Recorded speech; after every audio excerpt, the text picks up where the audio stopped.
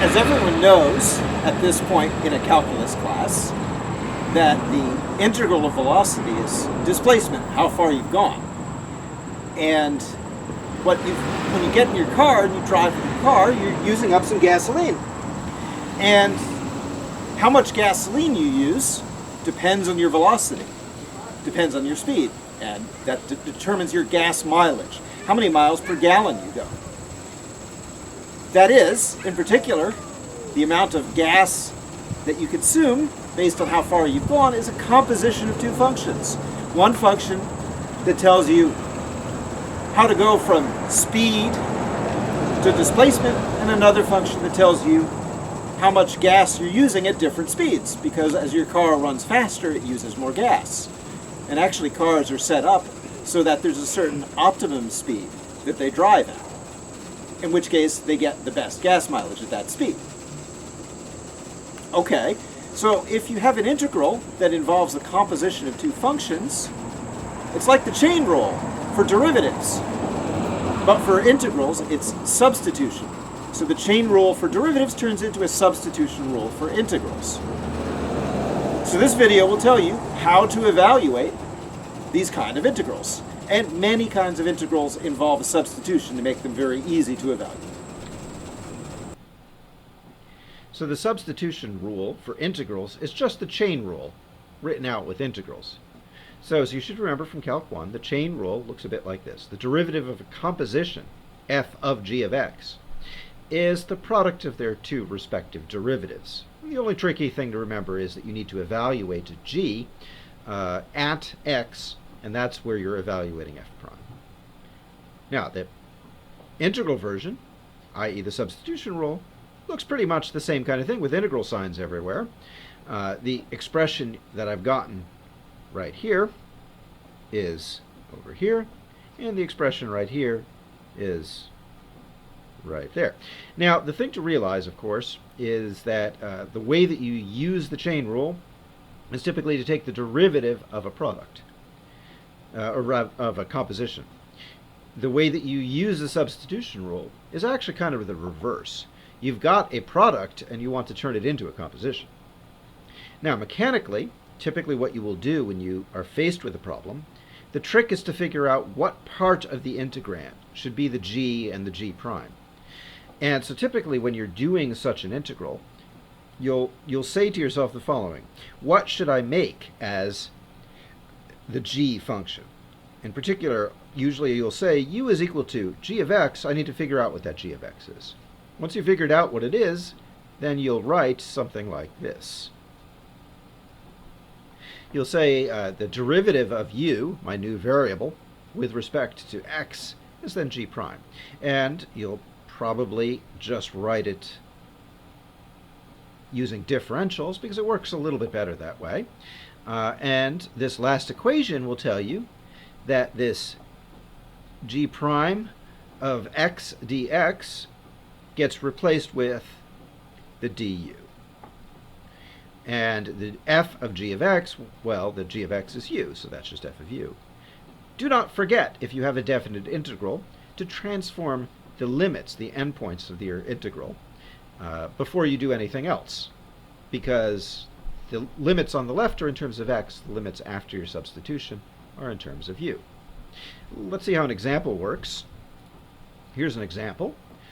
And usually what I would suggest, and that works here, is to pick as the function you're going to substitute for to be the most nasty of these without being too nasty. So picking x would do nothing.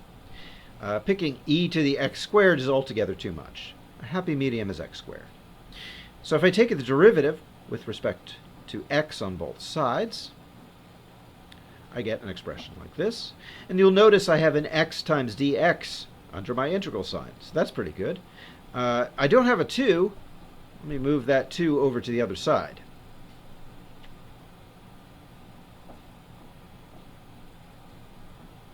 Now I've got x dx. That's going to be 1/2 du.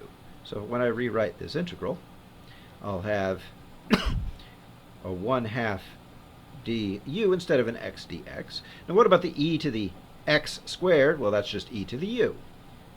I have some limits. I need to rewrite them in terms of u. Well, the x was 1. In order to turn it into a u, I have x squared, 1 squared. All right, same thing up here. This is a 3 squared. All right. So I now have to solve this problem, which I admit is much easier because the integral of e to the u is just e to the u. And so I can write out the answer in short order. Okay, now it's worth noting that substitution can fail. Let me give you a non-example. A non-example would be something like this.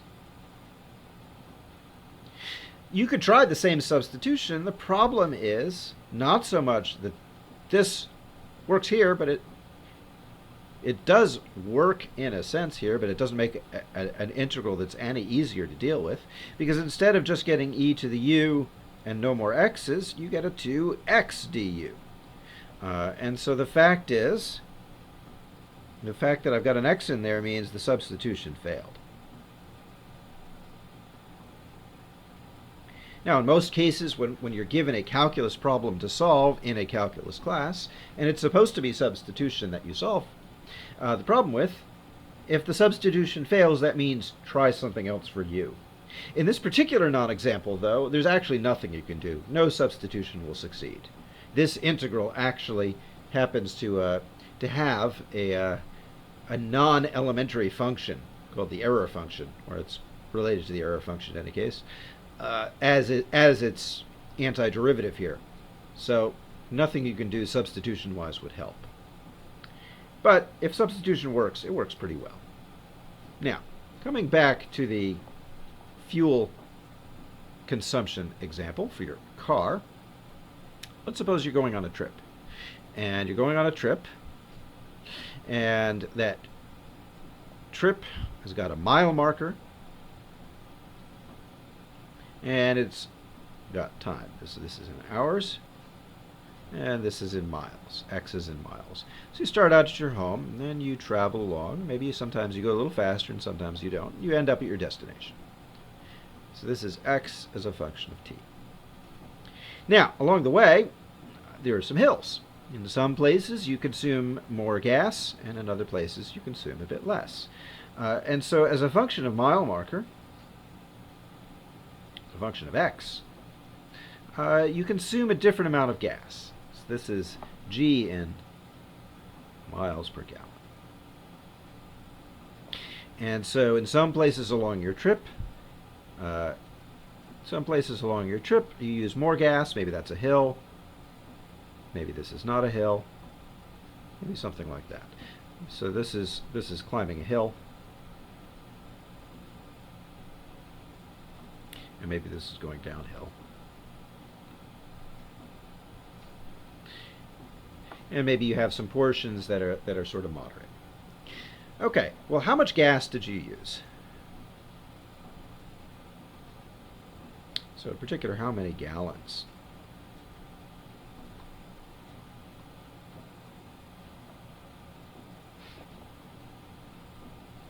Well, the formula looks a bit like this.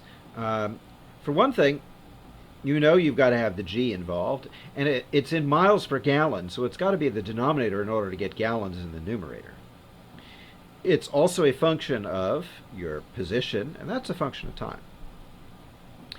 So if I look at it from a unit standpoint, this down here is miles per gallon, so overall it'll be gallons per mile. Now my trip reads out in time, so actually I need the speed in there as well, or the velocity. And so my overall amount of gas consumed on the trip from time A to time B is in this form. So if I do out the units, let's take a look at what those are. The G is in miles per gallon. This x prime, your speed, is in miles per hour. And you'll see right away, if your speed is higher, you're going to consume more gas. This dt here is in hours. Now, if I look at the fraction, it's miles per hour divided by miles per gallon. So really, that's gallons per hour. And so gallons per hour times hours will give me just gallons as I integrate. Now, this expression here is ripe for use with the substitution, because in particular the substitution u is equal to x of t reads out in miles. So it tells you how many miles you've gone. Du is just x prime of t dt. And so my integral then is du over g of u. And this reads out as your start mile marker and goes to your end mile marker. So in essence what it's saying is it's saying that, well, if you know how many if you read out in miles per gallon, then this conversion factor here, what the substitution rule is doing is it's doing all the unit conversions for you. And in the end, will tell you how many gallons of gasoline you've used. So now that you know how to evaluate integrals using substitution, it's a pretty useful tool. And you should think about the analogy of gas mileage driving in your car, because that's one of these substitution integrals. So that's what you should be thinking about when you get in your car and go somewhere. Is how much fuel am I using? How far am I going?